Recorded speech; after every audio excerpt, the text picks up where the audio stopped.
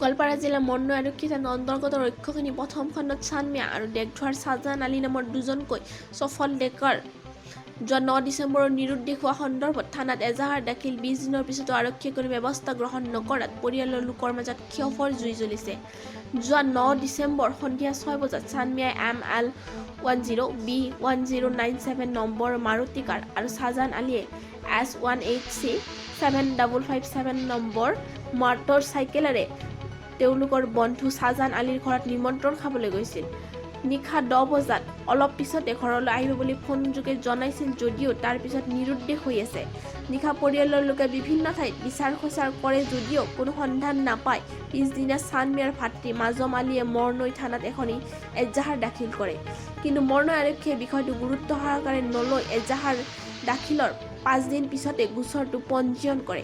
মাজম আলীয়ে এজাহাৰত হেলা পুখুৰীৰ সুজল হক, চকমান আলী, দোপতলাৰ ৰিংকু, কৰৱালৰ ছাহজাহান আলী, মৌখোৱাৰ চৰৰ নজমুল হক, মলয়া পথাৰৰ আৱল শ্বেখে একগোট হৈ পৰিকল্পিতভাৱে লোক দুজনক অজ্ঞাত স্থানত ৰাখি মাৰুতি কাৰ আৰু মটৰ চাইকেল বিক্ৰী কৰা বুলি উল্লেখ কৰে। পৰিয়ালৰ লোকে জনোৱা মতে ছাহজাহান আলী ৰাজমিস্ত্ৰীৰ কাম কৰিছিল আৰু চান মিয়াই ভাতৃ মাজম আলীৰ কয়লা ব্যৱসায়ত সহায় কৰিছিল।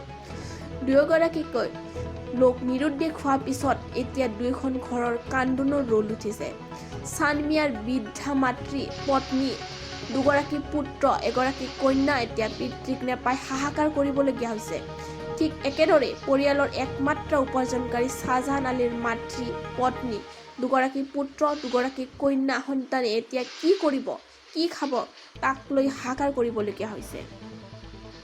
বুধবাৰ 9 তাৰিখ ক'ত গৈছিল?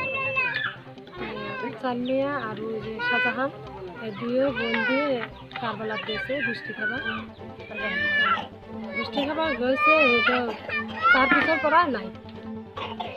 পিছত আপোনালোকে বিচাৰ খোচাৰ কৰিছে? বিচাৰ খোচাৰ কৰিছে বহুত জাগাত কৰিছো। কোৱা নাই? আৰক্ষী থানাত কেছ দিছোঁ আৰু সেই আৰক্ষীয়ে কোনো কৰা নাই।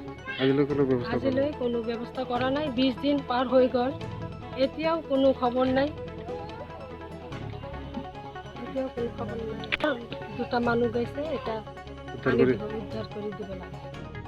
মোৰ সৰু ভাই ছাহজাহান আলী কাৰবালা ছাহজাহানৰ ঘৰলৈ দাৱত দিছিল, তাৰ মিতাৰ ঘৰত দাৱত খাবৰ কাৰণে। ইয়াতে চান মিয়া আৰু ছাহজাহান একলগ হৈ তাহাঁতৰ ঘৰত দাৱত খাবলৈ গৈছিল। যাৱা আজি 9 তাৰিখৰ পৰা এই মাহৰ 9 তাৰিখৰ পৰা তাহাঁতে দাৱত খোৱাৰ পিছৰ পৰা আৰু ফোনত মতামত হৈছে। ফোন কৰাৰ পিছত কৈছে যে মই কাৰবালা ঘৰত ছাহজাহানৰ ঘৰত দাৱত খাই আছোঁ। খোৱাৰ পিছত আমি 10টা মানৰ বজাত ইয়াৰ পৰা ঘৰলৈ যাম। তাৰপিছৰ পৰা মোবাইল চুইচ অফ আৰু পোৱা নাই। ৰাতিখন গ'ল, বিহানি আমি খোজ কৰিলোঁ, তাহাঁতৰ ঘৰত গ'লোঁ, সোধাপোছ কৰিলোঁ, তাহাঁতে কামৰ ঘৰত কোনো দাৱত চাৱত খাবলৈ অহা নাই। পিছত মই উপায় বুদ্ধি নাপাই এই মাজম আলী আৰু মই যাই কিনে থানাত কেছ লৈ দিলোঁ। কেছ দিয়াৰ পিছৰ পৰা পুলিচৰ একদিনমান পুলিচে তাৰ ঘৰত লৈ গ'ল। তাৰপিছৰ পৰা আমাক দেখি কিনে ছাহজাহান আলী লৈ কাৰবালাৰ পলাই গ'ল। পুলিচক দেখি পলাই গ'ল। পুলিচে তাতে তদন্ত কৰি অহাৰ পিছৰ পৰাই যে আৰু পুলিচৰ এতিয়ালৈ কোনো আমাক নিৰাপত্তালৈ দিয়া নাই। আমি পুলিচৰ পৰা কোনো সাহায্য পোৱা নাই। সেইবিলাক আমি কৈছোঁ আমাৰ ভাই দুজন ক'ত আছে, আমি চৰকাৰৰ তাতে আমি সহায় খুজিছোঁ। ভাইজনে দুইটাজনে আনি আমাৰ ঘৰলৈ পहुঁচাই দিয়ে।